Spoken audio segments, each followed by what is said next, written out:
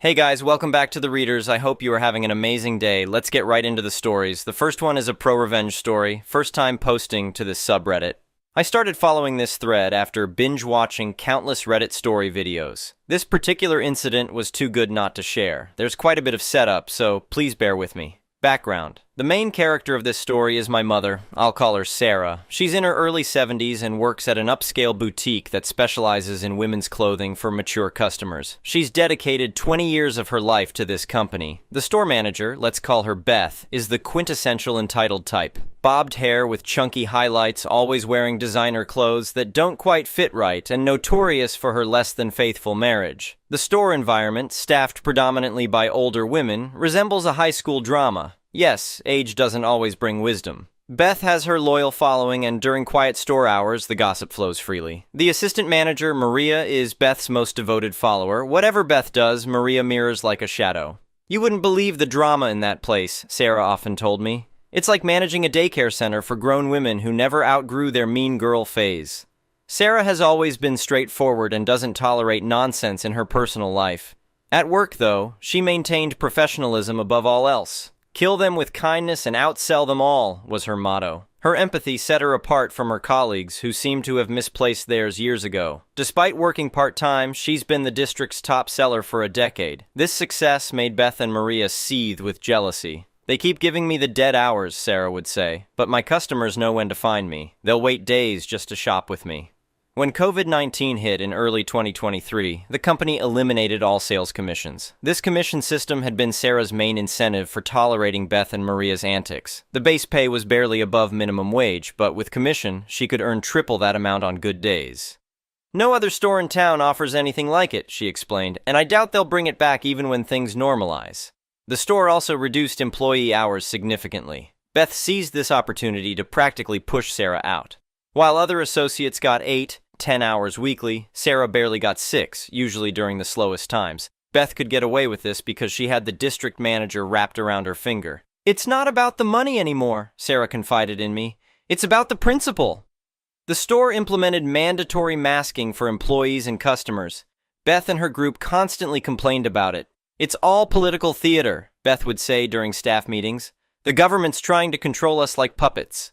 There were instances where Beth allowed maskless customers to shop, despite state and company mandates. The situation took a dark turn when Sarah's close friend died from COVID-19 complications. When Sarah requested time off for the funeral, Beth's response was callous. "Oh, please, it was probably just the flu. Stop buying into the hysteria." "I can't believe these people," Sarah told me later, fighting back tears. "They've known these customers for years, and now they're acting like their deaths mean nothing." As restrictions began lifting in mid-2024, employees were required to submit proof of vaccination. Beth and Maria opted for forged vaccination cards instead. Sarah repeatedly urged them to get vaccinated, especially given their age group's vulnerability. During one particularly tense conversation, Sarah approached Beth directly. "Look, I care about you and your family. Please just get the vaccine." Beth's response came via text message later, claiming she'd gotten vaccinated. She hadn't. Followed by a crude gif giving Sarah the finger. The incident. One slow afternoon, Sarah overheard Beth and Maria in the break room. "Can you believe that idiot Sarah actually bought that I got vaccinated?"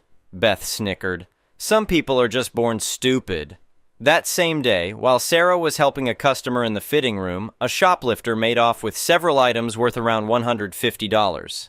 Company policy required 2 employees on the floor at all times, and Maria was supposed to be watching the front.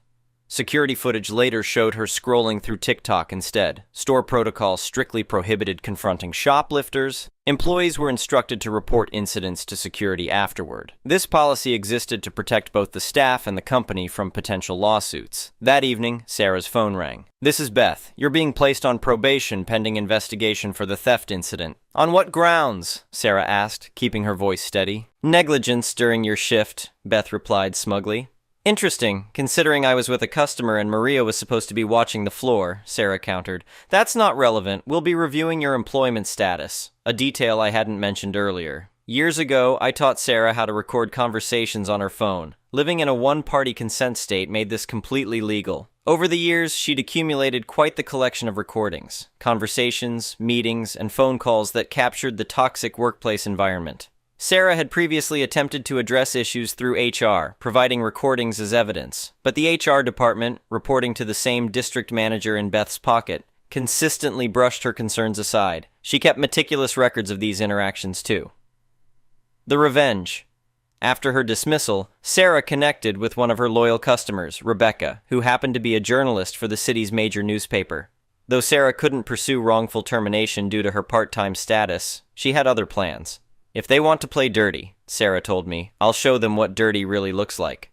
We compiled her recordings, everything from Beth bragging about her affairs to discussions about fake vaccination cards. I helped email this package to every corporate executive we could find. Sarah's email detailed how Beth, Maria, and their clique had falsified federal documents to circumvent vaccine requirements. Rebecca connected Sarah with her colleague at the newspaper, leading to both a printed expose and a TV news segment. Sarah shared everything: the wage cuts, discrimination, HR's negligence, and the forged documents. The store specifically caters to older women, Sarah explained in her interview. These managers were willing to put vulnerable customers at risk just to avoid getting vaccinated. The fallout. The response was swift and severe. Beth, Maria, the district manager, and several others were terminated immediately. The FBI launched an investigation into the forged vaccination cards, as using unauthorized government seals is a federal offense. Mrs. Thompson, the CEO, personally called Sarah. We deeply regret how you were treated. Would you consider returning with a substantial raise? Sarah declined politely. I found a position where I'm truly valued, she responded. The company faced significant backlash once the story broke. Beth's husband moved out after hearing the recordings of her discussing her affairs. Karma really is something, Sarah remarked when she heard the news. The best part? Most of Sarah's loyal customers followed her to her new workplace, where she continues to excel in sales without the toxic environment. Sometimes, Sarah told me recently, you have to lose something to gain something better. I just made sure to take some people down with me on my way out. The next one is an entitled people's story. I never thought I'd have to deal with such an entitled neighbor, but here we are. This whole mess started when my nephew Jake moved in with me after graduating college. I'm 45, single, and have lived in my house for the past 15 years. It's a nice 3-bedroom home in a quiet, suburban neighborhood that I purchased outright after inheriting money from my parents. Jake is 23 and just landed his first job as a software developer at a local tech company. Since the job market is tough and rent prices are insane right now, I offered to let him stay with me while he saves up for his own place. He's a great kid, quiet, responsible, and helps around the house. Plus, having some company is nice since I work from home as a technical writer. Enter my neighbor Karen, not her real name, but it fits. She moved into the house next door about 6 months ago and has been a pain ever since. Always complaining about minor things like my grass being half an inch too long or my recycling bin being visible from the street. I mostly ignored her pettiness until she started targeting Jake. It began with suspicious glares whenever he'd come home from work. Then she started taking photos of his car parked in my driveway. One day, I caught her peering through my front windows with her phone out. When I confronted her, she claimed she was documenting code violations. This is a single-family neighborhood, she snapped. You can't run an illegal boarding house. I explained that Jake was my nephew staying temporarily, which was perfectly legal. She didn't believe me. I've seen young men coming and going at all hours, she said. Completely false. Jake works normal 9-5 hours. I'm on the Homeowners Association board and we don't allow roommates or renters. I informed her that first, we don't have an homeowners association, and second, I own my house outright so I can have whoever I want living with me. She stormed off in a huff. A week later, I received a certified letter from some sketchy property management company claiming to represent the neighborhood association and demanding that I cease all rental activities within 30 days or face legal action. The letter was full of misspellings and looked completely unprofessional. I did some digging and discovered the company didn't even exist.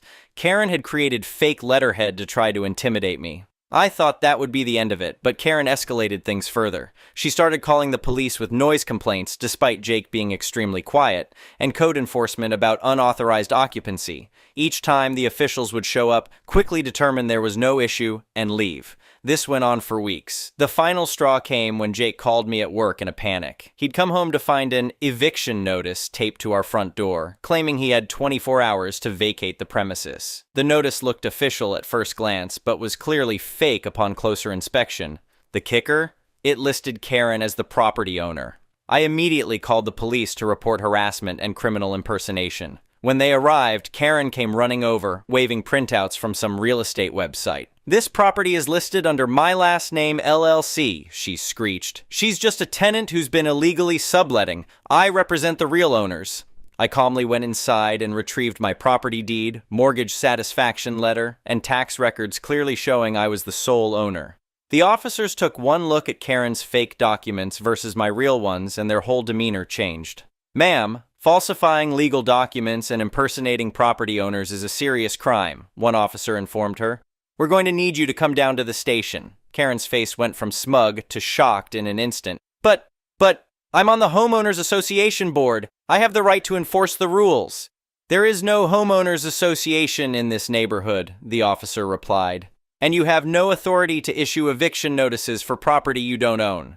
They ended up arresting her for multiple counts of harassment, criminal impersonation, and attempted fraud. Turns out she had pulled similar stunts in her previous neighborhood before moving here. She was actually renting her house and was apparently jealous that I owned mine outright. The district attorney's office took the case seriously since Karen had a history of this behavior. They offered her a plea deal, 18 months probation, mandatory psychiatric evaluation, and she had to move at least 50 miles away. She took the deal rather than risk jail time. Her landlord evicted her once he learned about her criminal charges. I later found out she'd been lying to him too, claiming to be part of a homeowners association that didn't exist, and trying to get him to raise other tenants' rent. Jake still lives with me and is doing great at his job. We actually laugh about the whole situation now, though it was incredibly stressful at the time. The new neighbors who moved into Karen's old house are lovely people who mind their own business. The best part? Karen's attempt to evict Jake led to her evicting herself from the neighborhood. The irony is not lost on us. I thought that would be the end of our saga with Karen, but we had one final surprise waiting for us. About 2 months after she moved away, I received a certified letter from a real lawyer. Karen was suing me for emotional distress and damage to her reputation. She was demanding $250,000 in damages, claiming I had maliciously orchestrated her arrest and eviction.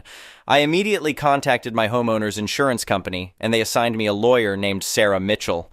When I showed Sarah the entire paper trail, including photos of the fake eviction notices, police reports, and security camera footage of Karen snooping around my property, she actually laughed. "This is what we call a frivolous lawsuit," Sarah explained. "She has no case, and her lawyer should know better.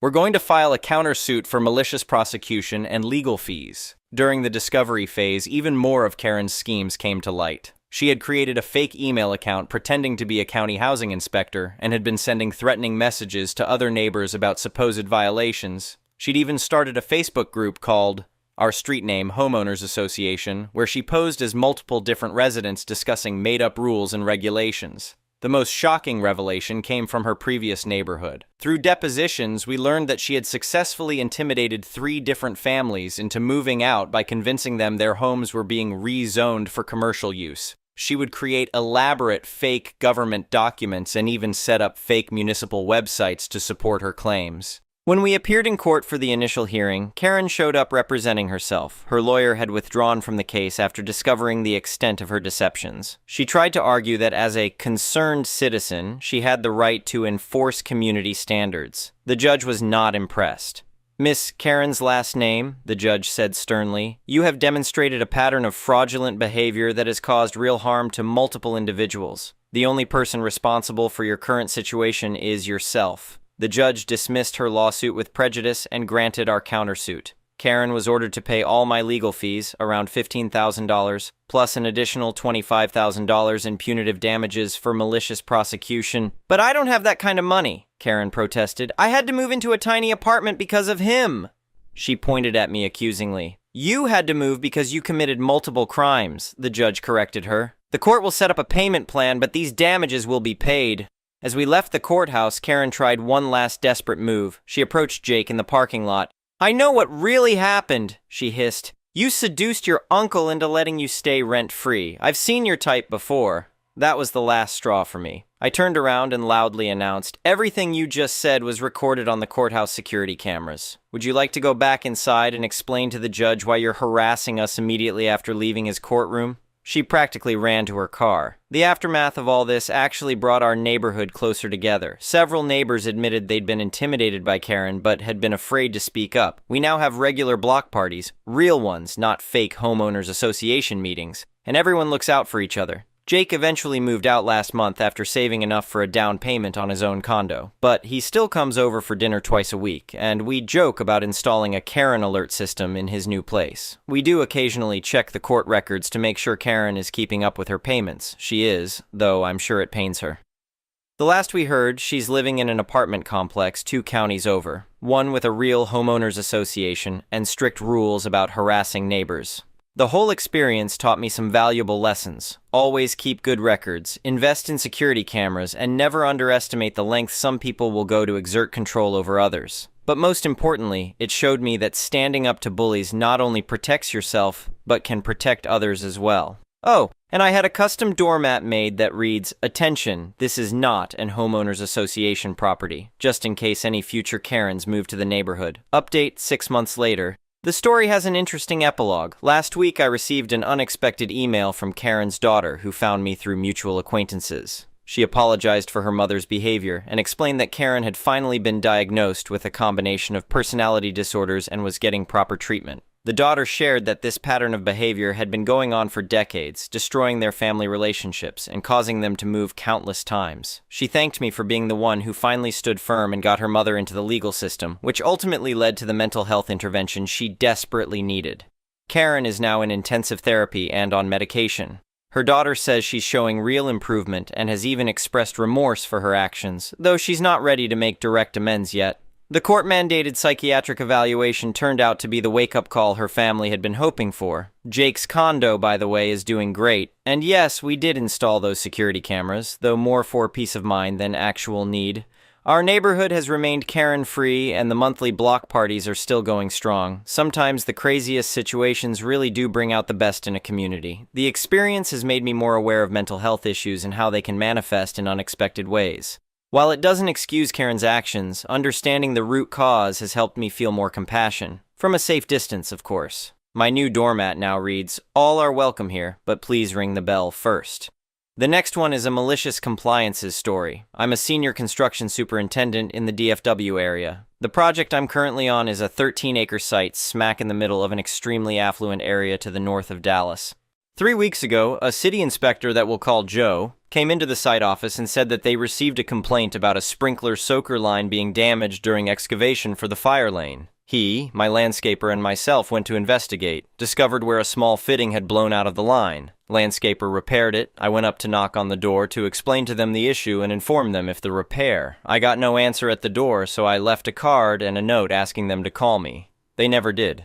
A week later, Joe comes in and mentions that they've reached out again about the noise from equipment, which is odd because anyone with heavy equipment is currently working on the other end of the property. I again went to speak with them, got no answer at the door, and left a card again. Yesterday, in walks Joe to tell me that they're complaining about our construction fences on their property and killing their grass. The fence is 12 from their fence, and our specs call for it to be a minimum of 15 from the property line, so I pull up our CAD files on the survey plat so I can make sure we have it placed exact, and realize that their wood fence is 4 onto our property. Their house is about 14 inches onto our property. During all of this, I get an email from the city asking me to place the construction fence squarely on our property line. The email is sent to me, the apparent homeowner, Joe, and my project manager. I brought the surveyors back out yesterday to pinpoint our property corners and give us some 10 offsets, reference points 10 east of the property line for line of sight, to measure from. I knocked on the homeowner's door again and got no answer. Mind you, every time there were cars in the drive. Fast forward to this morning, my fence crew showed up and they began moving the fence onto the property line, which takes 31 inches, 2 feet 7 inches of their driveway, and 18 of the road where it ends at the property, was previously a cul-de-sac. The client finally reached out, or more accurately, came to the site office in a huff. I explained the issue, showed him the plat, and he left with some unkind words flowing from him, like diesel exhaust on a steep incline. I put a pause on the fence relocation just to soothe the wound. My PM called him. I called the city right-of-way, RAW, engineer, and our client.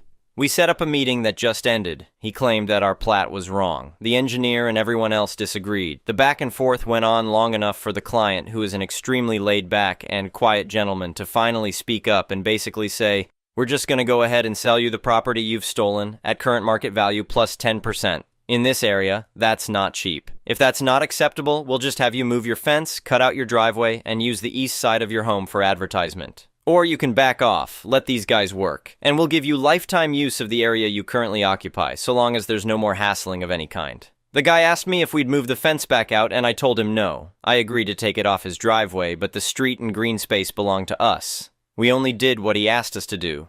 The engineer who asked me to move it agreed. So, there it is. The story again. The fallout and conclusion. The next one is an entitled People's Story. I am 21F. I am the oldest niece-grandchild on my father's side of the family. My sister comes next, and then my two cousins. I was 9 when the oldest of my cousins was born. My paternal family isn't very close. I could do a whole Spur-8 post just about my dad and grandpa and the lawsuits between them, lol. But my aunt and dad maintained a cordial relationship. My aunt had married a nice man and had 2 children with him, CM, cousins male, and CF, cousin female. The older of the two has some developmental issues. He is doing quite well if you take those in considerations and is probably going to be able to actually learn a trade. Due to the child's issues, my aunt became a Sam and did the kids' things, even when both kids were in daycare and school and the husband dropped them off, 7 a.m. to 4 p.m. And in the evenings, she was too exhausted to watch them and had her husband take over. Just to give you an example of what I mean when I say she's entitled. When the kids were little, she'd often ask for our toys, clothes, or make my parents take them along on vacations. I adore my cousins, but always hated that we had to be nice because family is important, especially since my aunt was so rude. When the kids were like 6, 7-ish, the two separated and have been co-parenting relatively healthy. My aunt since then had started to party a lot and went to clubs and stuff on her kid-free weekends. I was like 15 at the point and the go-to-free babysitter. I didn't mind at first because they're family, but after a few months, it got annoying and I stopped helping out so much. Around that time, my father also passed away and my aunt suddenly declared she didn't have any family left. Her mom and dad died way earlier and my father was her only sibling. She went a little crazy about a lot of crap. Like, she offered my mom help to sell my dad's car, and my mom said whatever money she can get is fine as long as she can pay the loan off. Any extra my aunt could keep. My aunt got offended and literally showed up drunk on our doorstep demanding more support and help. The biggest fallout came during COVID. My mom has a lung disease which caused her to be really high risk, so me and my sister, of course, were careful with contacts and stuff, especially at the beginning when nobody knew much. My aunt was the opposite and went super mad that I wasn't available to help with the kids' schooling and babysitting since she was alone with 2 kids full-time. Mind you, I was in my senior year at that point, and she was still not working. She was living on government aid. We broke off contact after she basically told me that I am a stupid child for following the law and that I should know better. My mom stayed in touch though, especially since she was selling our house, and that house originally belonged to my dad's side of the family, and there were more family heirlooms and stuff. During the entire moving process, my aunt demanded things of my dad that me, my mom, or my sister wanted to keep or have an emotional connection to. It was really bad. We've recently got back into contact and my mom invited her to a Christmas dinner on the 26th and now she's demanding we move it because she can't come on the 26th. She also hinted that I should let my cousins come visit me for a weekend since I live on my own now and moved away. I am a broke college student with flatmates, so that's not going to happen even though she brought it up multiple times. Thank you for watching. I would really appreciate it if you could like the video and subscribe to our channel if you haven't already. We'll see you again tomorrow.